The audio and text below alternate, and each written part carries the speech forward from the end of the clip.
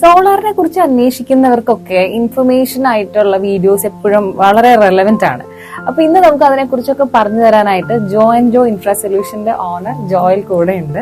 അപ്പോ ഞാനാണെങ്കിലും ഈ സോളാർ എന്താണ്, സോളാർ പാനൽ ഇൻസ്റ്റലേഷനെ കുറിച്ചൊക്കെ അന്വേഷിക്കാൻ തുടങ്ങിയപ്പോൾ കേൾക്കുന്ന ഒരു വേർഡാണ് on grid and off grid. അപ്പൊ ഇത് വളരെ കോമൺ ആയിട്ട് ഇതിനെക്കുറിച്ച് അറിയുന്നവർ പറയുന്നുണ്ട്. പക്ഷെ സാധാരണക്കാർക്ക്, ഇപ്പൊ ഞങ്ങളെപ്പോലുള്ളവർക്കൊക്കെ ഇത് എന്താണ് എന്നുള്ളതിന്റെ ഒരു ക്ലാരിറ്റിക്ക് വേണ്ടി ഒന്ന് എക്സ്പ്ലെയിൻ ചെയ്യാമോ?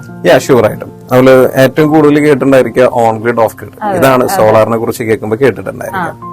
ഇതില് വളരെ സിമ്പിൾ ആയിട്ട് പറയുകയാണെങ്കിൽ നമ്മളൊരു ബാറ്ററി യൂസ് ചെയ്തിട്ട് നമ്മൾ ചെയ്യുന്ന സിസ്റ്റത്തിനെയാണ് ഓഫ് ഗ്രിഡ് സിസ്റ്റം എന്ന് പറയുന്നത്.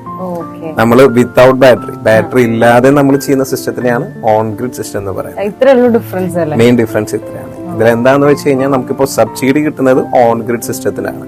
നമുക്കൊരു ഓൺ ഗ്രിഡ് സിസ്റ്റം ചെയ്താൽ മാത്രമാണ് നമുക്ക് ഷുവർ ആയിട്ട് നമ്മുടെ കറണ്ട് ബില്ല് ഒരു മിനിമം ചാർജിലേക്ക് നമുക്ക് ചേഞ്ച് ചെയ്യാൻ പറ്റുള്ളൂ. എന്നിട്ടും ഓഫ് ഗ്രിഡ് ഓപ്റ്റ് ചെയ്യുന്നവരുണ്ട്.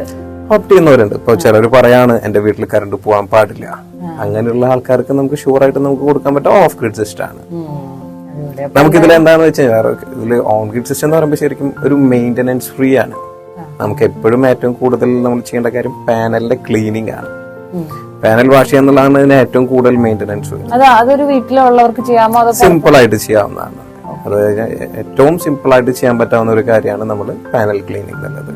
ചെയ്യുമ്പോൾ കുറച്ച് കാര്യങ്ങൾ ശ്രദ്ധിക്കണം. നമ്മൾ DBs എല്ലാം ഓഫ് ആക്കണം. അങ്ങനെ കുറച്ച് കാര്യങ്ങൾ മാത്രമാണ് നമുക്ക് നോക്കേണ്ടതുള്ളൂ.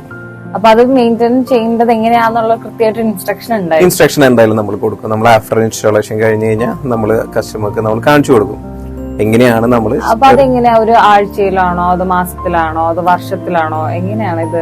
നമ്മൾ മന്ത്ലി വൺസ് മസ്റ്റായിട്ടും ക്ലീൻ ചെയ്യണം എന്നാണ് നമ്മൾ പറയാറുള്ളത്. നമുക്ക് എല്ലാവർക്കും അറിയാം. ഫോർ എക്സാമ്പിൾ നമ്മളിപ്പോ ഇന്നൊരു കാറ് കഴിക്കിട്ടു, നാളെ കാലത്ത് എനിക്ക് നോക്കിയാൽ കാണാം അതിന്റെ മുകളിൽ പൊടിയുള്ളത്.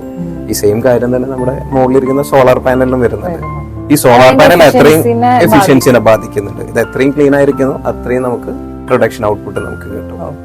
അപ്പൊ ഇതുപോലെയുള്ള കുറെ ഇൻഫർമേഷൻസ് ഇതൊക്കെ നമ്മുടെ ലൈഫിലും വളരെ അത്യാവശ്യമുള്ള കാര്യങ്ങളാണ്. അപ്പൊ നിങ്ങൾക്ക് ഇതുപോലത്തെ വിശേഷങ്ങൾ അറിയാൻ താല്പര്യമുള്ളവരൊക്കെ നമ്മുടെ അക്കൗണ്ട് എന്തായാലും സബ്സ്ക്രൈബ് ചെയ്യുക, ഫോളോ ചെയ്യുക. അതുപോലെ തന്നെ യൂസ്ഫുൾ ആയിട്ടുള്ള എല്ലാ ഫ്രണ്ട്സിലേക്കും മാക്സിമം വീഡിയോ ഷെയർ ചെയ്യുക. And thank you so much. Thank you.